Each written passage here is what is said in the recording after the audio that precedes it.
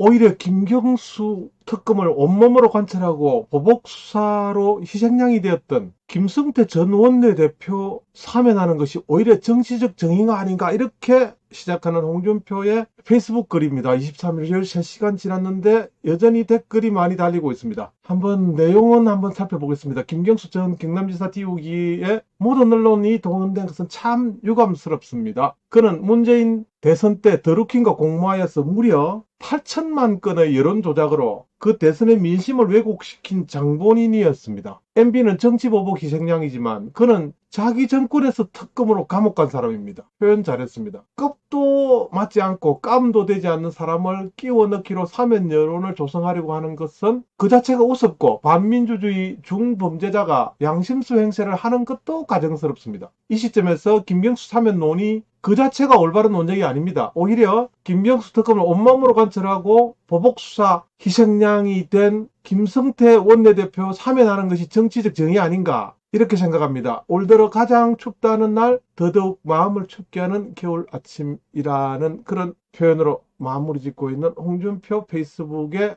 수많은 댓글들이 달리고 있습니다. 이걸 보면서 재미있는 조선일보 기사 꼭 소개해야 될 것 같습니다. 유동규 이재명 정부 법무 국방장관 후보 직접 면접봤다고 진술한 이런 내용이, 이재명이 윤건영과 만났다, 대선 때 유동규가 소개했어. 그것도 아니고 윤건영이 직접 발로 찾아온 것 같습니다. 이거 기사 큽니다. 유동규가 진술했습니다. 요즘 유동규가 아주 입 바른 소리를 많이 하고 있습니다. 입 바른 소리가 아니라 많은 진술을 검찰에 쏟아내고 있습니다. 그 쏟아낸 것 중에서 하나가 전 성남도시개발공사 기획본부장이었던 유동규가 작년 1월 이재명 더불어민주당 대표의 지시로 이재명 정부가 만들어지면은 그 장관들, 즉 섀도우 캐비넷 구성을 위해서 면접을 보고 다녔다라는 진술을 검찰이 확보했다고 월간조선이 보도하고 있습니다. 여기서 윤건영은 왜 나오느냐? 문재인의 복심. 그 윤건영이 이 대표 이재명과 경기도지사실에서 만났다고 합니다. 경기지사실에서. 이 자리에서 윤건영이 직접 청와대에서 일을 해보니까 인재풀이 부족하더라. 그래서 미리 요직 임명 대상자를 준비해둬야 한다, 이렇게 조언까지 했다고 이동규가 불었습니다. 그러니까 이동규가 검찰에 불었다는 그런 이야기입니다. 그러니까 문재인으로 보면은 이것은 문재인과 이재명 간에서의 구태타다. 윤건영의 구태타. 그렇게 볼 수 있을 것 같습니다. 윤건영이 이 말을 들었던 이재명이는 유동규 전 본부장에게 야, 사람 좀 알아보라, 그렇게 지시를 했고, 이에 유동규가 국방부 장관, 법무부 장관이 될 사람을 사실상 면접을 보러 다녔다, 이렇게 말했습니다. 전권을 부여받아 일종의 섀도우 캐비닛을 구성하는 활동을 하고 다녔다는 그런 의미다, 이렇게 이야기되고 있습니다. 완전히. 그리고 또 재미있는 이야기 하나 더 있습니다. 이 유동규 전 본부장은 이재명이가 이렇게 말했다고 합니다. 이재명이 자기가 대통령이 되면은 국정원 기조실장으로 갈 것이란 이야기도 주변에 하고 다녔다고, 이렇게. 그러니까 이재명이가 다른 사람들에게 내가 만약 대통령 되면은 유동규를 국정원 기조실장으로 보낼 것이다, 이렇게 말하고 다녔다고 합니다. 참 입도 그네요. 전과사범 요거 어떻게 해야 되겠습니까? 이거 어차피 들어갈 몸이지만은 그래도 좀 어떻게 하면 좀 빨리 잡아놓느냐, 그 시기만 남았습니다. 아마 올해는 큰 집에서 안 지내고 연말은 이재명이가 바깥에서 보낼 수 있을 것 같습니다. 이 대표 측은 이런 이재명이 측이 이런 주장에 대해서 일방적인 주장일 뿐 사실 아니다, 이렇게 말하고, 작년 1월 대선 출마 준비하던 중에 윤건영이는 이재명 당시 경기도지사가 여러모로 만남을 요청해 왔기 때문에 그 자리에 간 것이다. 그 다음에 유동규는 윤건영이가 말하기를 유동규 측과는 2017년 초 한 차례 모임을 만난, 그러니까 유동규를 안다는 사실을 인정했네요. 그 이후 아는 사이가 된 건 맞지만 유씨 소개로 이 지사를 만났다는 것은 어불성설이다, 이렇게 유씨의 소개로 만난 것은 아니다, 이렇게 빠져나갔습니다. 김경수 전 지사 띄우기에 모든 언론이 동원된 그것 참 유감스럽다. 문재인 대선 때 드루킹과 공모하여 8천여만 건의 여론조작, 이 바둑이에 대해서 바둑이는 정권에서 특급으로 감옥 간 사람이다. 바둑이는 급도 맞지 않고 깜도 되지 않는 사람을 끼워 넣기로 사면 여론을 조성하는 것이 우습고, 반민주주의 중범죄자 바둑이를 양심수 행세하는 것도 가정스럽다. 정말 이 바둑이는 죄질이 더럽습니다. 추악합니다. 이 김경수 바둑이 우리가 응징해야 됩니다. 그래서 제가 댓글 좀 읽겠습니다. 변함없이 홍준표와 함께 끝까지. 강재환, 김철님, 변함없이 홍준표 각하와 함께 끝까지. 이렇게 김재환님, 좀 감정적인 표현도 가능하면 읽어드리도록 이렇게 좀 하겠습니다. 그게 또 우리 운동하기에도 좋지 않습니까? 서영애님, 항상 좋은 글, 예쁜 글 남겨주시는 우리 서영애님, 김성태 의원님 생각은 싸그리 잊었나 봅니다. 그분만큼 결기도 강단도 가진 의원들이 없나요? 김성태 의원님은 김경수 그 인간을 특검하게 해서 감옥에 보내려고 단식까지 하신 분입니다. 윤 정부는 무슨 생각인지요? 순전히 정치 계산법이네요. 적기에 대표님께서 말씀 잘 하셨습니다. 이래서 제가 좋아요 딱 찍겠습니다. 그런데 김성태, 예, 저는 잘 몰라서 예전에 노동부 장관 또 왼쪽에서 오신 분이죠, 이분이 사실은.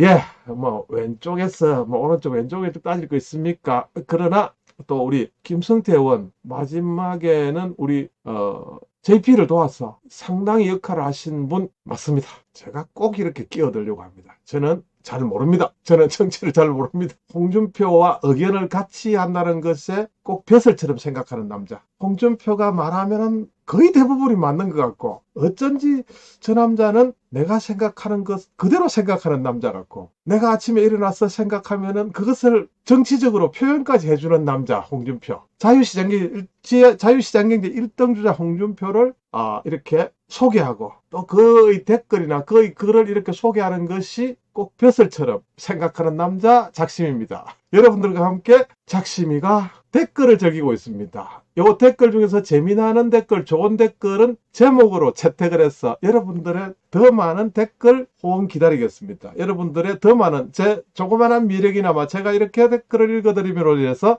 여러분들께서 더 많이 홍준표의 사상 글에 대해서, 특히 페이스북 글 제가 많이 읽고 있고, 또 다른 청문응답 이런 쪽에도 읽고 있으니까 여러분들의 많은 참여 부탁드립니다. 그래서 좋아요 한번, 이렇게 미네르바의 저울로 바른말 하시는 분이 계셔서 대구가, 국힘이, 대한민국이 앞으로 나아갑니다. 시장님 응원합니다. 힘내세요. 이렇게 서정희님, 그리고 국가 권력을 창출하는 국민투표 교란은 민주주의 최악의 범죄. 국가 권력을 창출하는 국민투표, 국민의 투표죠. 예, 국민투표. 예, 여기서는 대통령 후보, 대통령 선출 투표 이야기하는 것 같습니다. 개인의 영역 것들과는 비교할 수 없습니다. 진짜입니다. 이것은 그야말로 바둑이는 역시 계집에 들어가야 됩니다. 예, 그곳이 있을 곳입니다. 제가 바둑이만은 제가 진짜 잡아야 된다고. 바둑이는 미친 개는 그 무슨 뭐라 그랬죠? 몽둥이 이렇게 했습니다. 좌파들은 진짜 뻔뻔하고만 양심도 없어. 김기영님께서 좋은 글 남겨주셨습니다. 성욱님입니까? 잘 읽지 못하겠습니다. 정말 좋은 걸. 국회 앞 단식 투쟁으로 여론조작 드루킹 특검을 관철시킨 김성태 전 원내대표는 문정권의 희생양이었습니다. 네이버에서 하루에 게재되는 기사 총량이 1,500개입니다. 김경수 여론조작 킹크랩은 네이버 메인에 뜨는 기사들을 200개, 300개를 1년에 6개월 동안 매일 여론조작 작업을 하였습니다.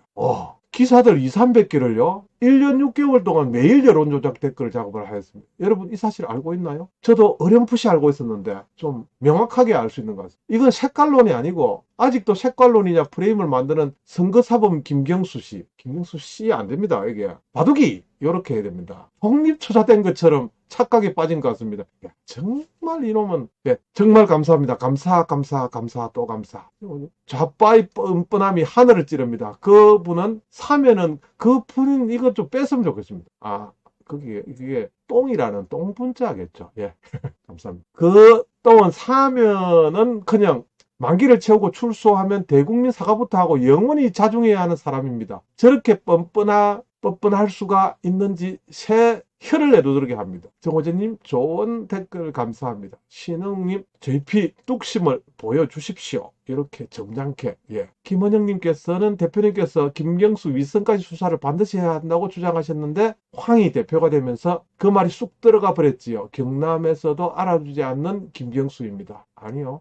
경남에 아직 좌파 많습니다. 어찌 될지 모릅니다. 여러분 이거 정신 차려야 됩니다. 우리 뭐 이분 역시 김원영님의 말에 공감을 하면서도 경남에서 알아주지 않는 김경수 아닙니다. 의외로 말입니다. 김경수 바 많습니다. 의외로 많습니다. 제가 경남에 살고 있지 않습니까? 김경수 바 의외로 많습니다. 요거 절대로 빼줘서는 아닙니다. 우리 준표 형님과 함께 바둑이는 개집에, 바둑이는 강아지 집에 꼬궁꼬궁 묶어서 가둬야 됩니다. 이현택님, 이재명 깜방 가고 차기 대권주자 없는 민주당에선 친노의 부활을 위해 김경수 사면 복권으로 차기 대선주자 꿈꾸게 하는 게 아닐까 생각해 봅니다. 이렇게 말씀하셨습니다. 박명숙님 좋은 댓글 감사합니다. 저런 태도를 보이는 자체가 가정스럽고 뻔뻔합니다. 어디서 국정농단을 저지른 국정농단이 아니죠.